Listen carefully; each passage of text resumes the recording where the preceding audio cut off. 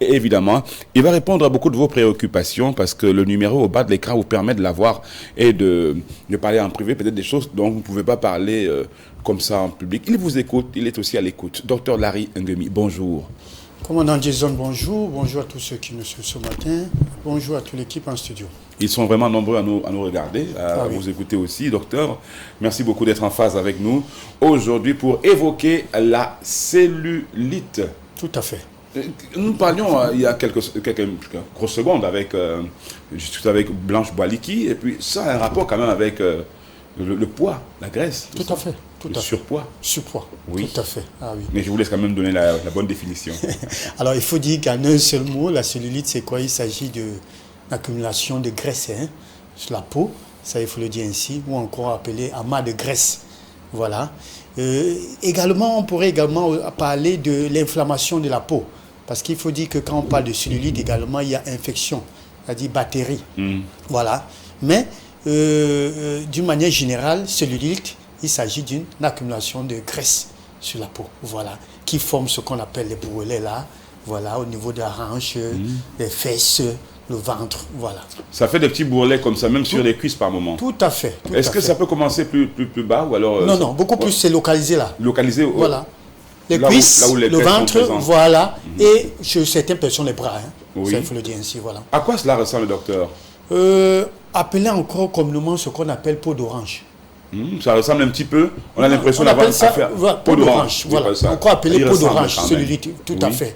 Et vous êtes sans ignorer comment représente la peau d'orange, avec comme l'impression des petits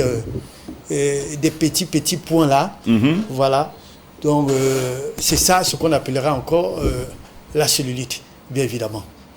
Est-ce que c'est quelque chose de dangereux, docteur? Est-ce que comment on arrive à être touché par la cellulite? Bon, il faut dire que en principe, ça provient d'un dérèglement hormonal. Ça, il faut le dire ainsi. Ça provient d'un dérèglement hormonal. Alors, il y a également la présence des bactéries, bien évidemment. Voilà. Soit si vous avez ce qu'on appellerait une lésion, pour ne pas dire soit une blessure au niveau de la peau, la présence d'une bactérie également. Parce qu'il faut dire que sur notre peau, nous avons également des microbes qui nous protègent. Ça, je m'adresse communément beaucoup plus à ces personnes-là qui détruisent leur peau par des pratiques tatouages, d'encens et tout ça. Là. Faites très attention parce que vous pourrez être exposé à ce qu'on appelle la cellulite.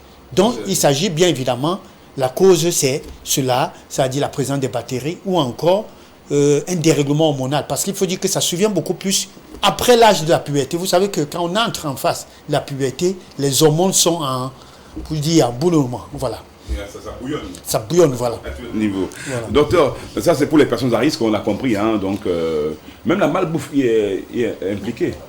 En ce qui concerne les facteurs de risque, bien sûr, la malbouffe, ça il faut le dire. Il faut dire également que malbouffe, c'est-à-dire on mange un petit peu en désordre. On mange en désordre, pas un petit peu. Malbouffe, c'est manger en désordre, mon commandant. Du n'importe quoi, comme on le disait déjà hier. Il y a la sédentarité qui fait partie des facteurs de risque. Ne pas bouger. Le fait de ne pas bouger, de rester tellement sur place, ne pas des mouvements physiques. Voilà, il y a l'alcool, il y a le tabagisme, il y a aussi des femmes qui consomment. Ou encore, bon, ça ne concerne pas seulement les femmes. Même les hommes sont sujets à ce qu'on appelle la cellulite. Donc, mais beaucoup plus les femmes. Les personnes beaucoup plus concernées, c'est les femmes rondes, les femmes en surpoids, les femmes obèses, les femmes ménopausées. Voilà autant de personnes à risque. Voilà donc aussi les facteurs de risque. Bon, ça, il faut le dire ici. Vous me disiez quand on préparait cette émission qu'il y a plusieurs types de cellulite, docteur. Oui, tout à fait. Quand vous dites plusieurs types de cellulite, c'est-à-dire? Voilà, et je voudrais parler en termes de forme. Voilà, parce qu'il faut déjà dire d'une manière générale, nous avons qui est l'accumulation des graisses, c'est-à-dire l'amas, c'est-à-dire une cellulite, c'est les graisses sur la peau. Nous avons également une cellulite qui est l'inflammation, qui n'a rien à y voir avec l'accumulation de graisse, mais l'inflammation due à quoi? La présence des bactéries. Maintenant, il y a ce qu'on appelle les sous-types. Atypeuse, voilà la forme atypeuse, qui est justement les graisses, la forme aqueuse qui est la rétention d'eau, dont on trouve beaucoup plus chez les femmes enceintes, la grossesse. Vous allez voir, elles vont faire des rétentions, la jambe lourde là, parfois c'est des œdèmes là, voilà, ça c'est une autre forme. Et il y a la forme fibreuse, c'est-à-dire ça gonfle et ça fait très mal. Voilà donc les types de ce qu'on appelle les cellulites. Mais il faut dire, on appelle généralement peau d'orange. Parce que pour pouvoir remarquer cela, vous allez constater des petits points, c'est-à-dire comme si les peaux étaient beaucoup plus ouvertes. Voilà. On a un petit peu l'exemple à l'écran. À l'écran, voilà, merci. Et justement, pour pouvoir constater que vous avez ce qu'on appelle la cellulite, comme vous voyez à l'image là, quand vous le tenez là, vous pouvez le tenir avec vos doigts. Ça ne glisse pas, ça reste entre vos doigts. Ça, justement, vous allez justement apercevoir cette peau d'orange là-dessus. Elle est sèche. Elle est sèche. Et molle, hein, molle, très molle même d'ailleurs. Oui, molle. Et puis, voilà. Enfin bref. Docteur, avant de parler de la prévention, est-ce qu'on peut s'intéresser un petit peu aux complications possibles pour la santé en ce qui concerne la cellulite? Tout à fait. Il faut dire que c'est vraiment les dangereux. Différentes complications. Oui, dangereux, ça il faut le dire. Pourquoi? Parce qu'une fois que ces cellules-là ont regorgé encore ce qu'on appelle la graisse, la graisse va comprimer les vaisseaux sanguins. Quand on parle de vaisseaux sanguins, c'est la circulation de sang et tout. D'où ça va justement impacter sur la circulation de sang. D'où ça va également impacter sur l'élimination des toxines, des déchets. D'où ça va impacter également sur la circulation où on va parler de la rétention d'eau. Donc vous n'allez pas pouvoir éliminer. Surtout si vous consommez trop de sel, vous aurez beaucoup de problèmes. Le corps va gonfler et tout et tout. Voilà les complications. Est-ce qu'on peut prévenir justement la cellulite, docteur? Est-ce que c'est quelque chose qu'on peut... Bon, écoute, excusez-moi, mais entre parenthèses, un mec qui me dit, quand je vois une fille qui a... Il y en a qui ça leur fait un effet, hein, carrément. Tout à fait. Oui, tout à fait, parce que ça présente, mon commandant, il faut dire que ça présente très mal. C'est pas beau à voir, la cellulite. Mais quand vous le voyez sur le ventre, au niveau de la hanche, les fesses, c'est pas beau à voir, sincèrement. Vous avez comme l'impression que, surtout la femme enceinte, après un coup, je veux dire, la vieillesse, c'est vrai que c'est lié à l'âge, mais il y a ce qu'on appelle la vieillesse prématurée. La peau ne ressemble plus à rien. Ça, c'est pas beau à voir. Ça, il faut le dire. D'où, je pourrais dire, ton conjoint ou encore ton ami pourrait te fuir. Justement, il va dire, mais celle-là, c'est quoi ça, cette histoire-là? Est-ce que c'est pas contagieux? Est-ce que autant de choses, ça? Il faut le dire ainsi. Voilà. Il va fuir pour ça. Il peut fuir pour ça, bien sûr, mon commandant. S'il fuit pour ça, franchement. Alors, vous parlez tantôt de la prévention. La prévention. Voilà, la prévention, bien sûr, ça passe par une hygiène de vie, mon commandant. Et là où je vais toujours interpeller, je ne manquerai pas toujours de le dire, la malbouffe. Je commence par là. Quand vous mangez mal, mon commandant, vous allez prendre des rondeurs, vous allez prendre du poids. C'est vrai qu'il y a des femmes aujourd'hui qui se plaisent, qui se valorisent à être des femmes rondes et tout et tout. Mais je le dis encore, et je vais toujours le réitérer, surpoids égale maladie. C'est pas moi qui le dis.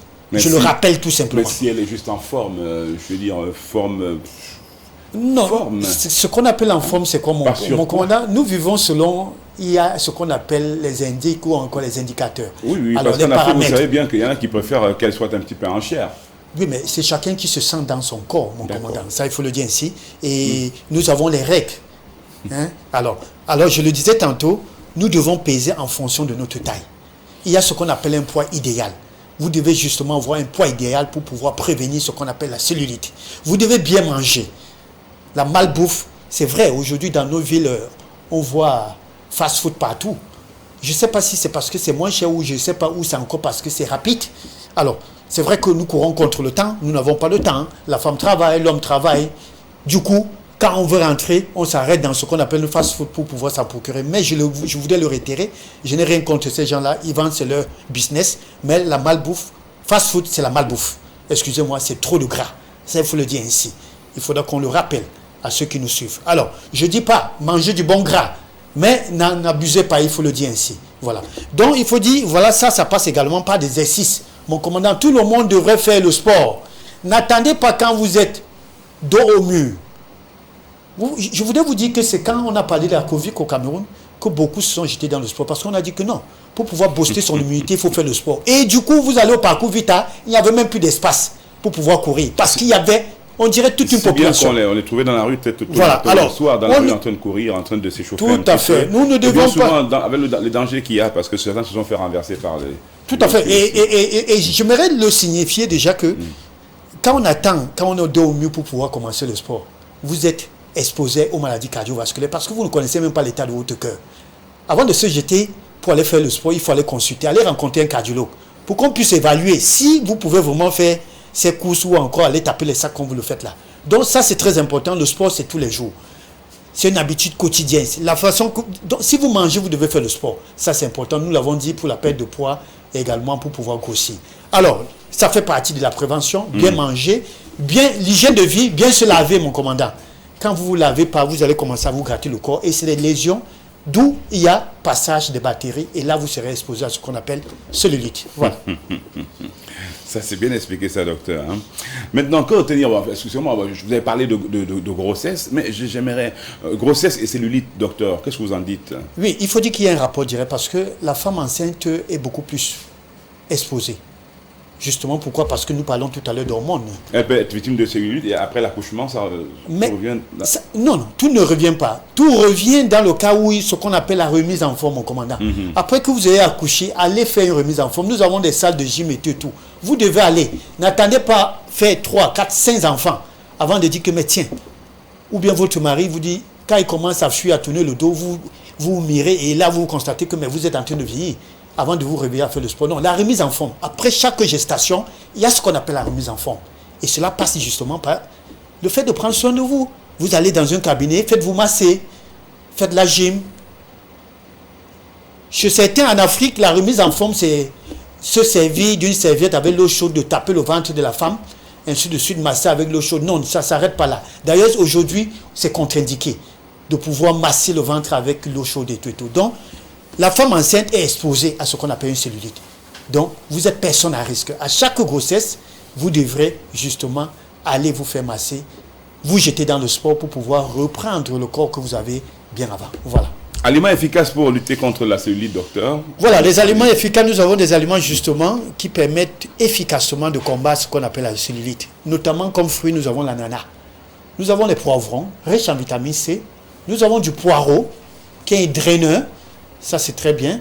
Nous avons notamment du poisson, c'est du bon gras, riche en oméga 3. Nous avons du thé vert,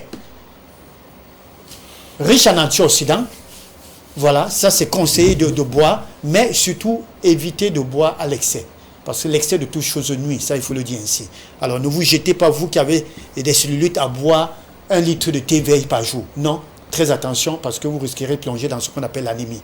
Donc voilà les aliments efficace. Mais il faut dire que pendant que vous êtes sujet à la cellulite, vous devez éviter la farine, le pain, le riz, les spaghettis. Vous devez éviter tout ce qui est farine, mon commandant. Et pour manger plutôt quoi? À la place? Mais nous avons assez des aliments. Nous avons le Cameroun, je ne voudrais pas dire le Cameroun est interbéni. Nous avons trop d'aliments. Nous avons la patate.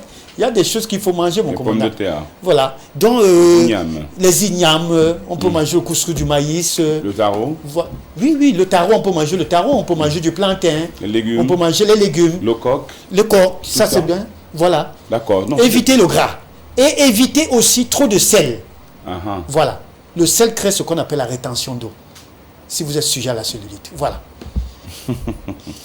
Docteur, est-ce qu'on peut soigner la cellulite? Soigner, il n'y a pas déjà ce qu'on appelle un traitement anti-choc ou encore miraculeux pour en ce qui concerne la cellulite. Mais par contre, on fait les gommages. Les femmes en savent quelque chose. Alors, on fait les gommages, mais il faut dire le meilleur traitement. Si c'est bactéries, c'est des antibiotiques. Si ça crée des inflammations. Alors, mais si des amas de graisse, le seul traitement efficace, mon commandant, c'est des séances de massage. Allez vous faire masser dans des cabinets, dans les corpus, ça c'est très important. Alors, des massages, quand je dis un massage, je ne parle pas de massage sensuel. Je parle d'un massage relaxant ou beaucoup plus localisé, ça il faut le dire. Au niveau de la cuisse, au niveau du ventre, du fessier. À ces endroits-là. Vous parlez de cuisses et de fessiers, du fessier, tout ça. On va masser. La sensibilité y passera quand même. Ben, il faut dire qu'on va faire ce qu'on appelle palper rouler. D'accord. Avec les pressions à cet endroit-là pour pouvoir justement faire disparaître ces amas de graisse. Ça, il faut le dire ainsi. Les amas de graisse. Les amas de graisse. Il faut dire que maintenant, en définitive, vous pourrez justement bénéficier d'un massage relaxant pour permettre ce qu'on appelle une bonne circulation ou encore un bon drainage. Voilà. Docteur Larry Nguemi, notre consultant, notre scientifique, tous les jours il est avec nous, il vient nous éclairer davantage. Docteur, conseil et puis on vous laisse repartir. Le conseil que je peux donner, c'est vous devez vous aimer, mon commandant. Si vous vous aimez pas, je ne pense pas que quelqu'un d'autre vous aimerait plus que vous-même. Alors, vous aimer, c'est prendre soin de vous. Donc le seul mot que je peux dire ce matin, et lutter contre les cellulites, il s'agit d'une hygiène de vie. Bien manger, bien se laver. Ça, il faut bien le dire aussi. Il faut bien se laver. Éviter le surpoids. Ça également. Avoir ce qu'on appelle un poids idéal. Et bien manger. Voilà. faut pas manger en désordre. Tout à fait. Merci beaucoup, docteur, pour toutes ces nouvelles et puis pour toute cette grande lumière. Et puis ça a beaucoup intéressé les téléspectatrices quand on parlait de cellulite et femmes enceintes. C'est clair qu'on reparlera encore de pas mal de choses ici avec le docteur Larry, pas de problème. Et si vous souhaitez en savoir plus, n'hésitez pas à faire l'un des numéros qui affiche au bas de l'écran, 6 99 64 57 59 ou bien 6 75 92 47 91. Merci beaucoup d'être avec nous et ce jusqu'à 9h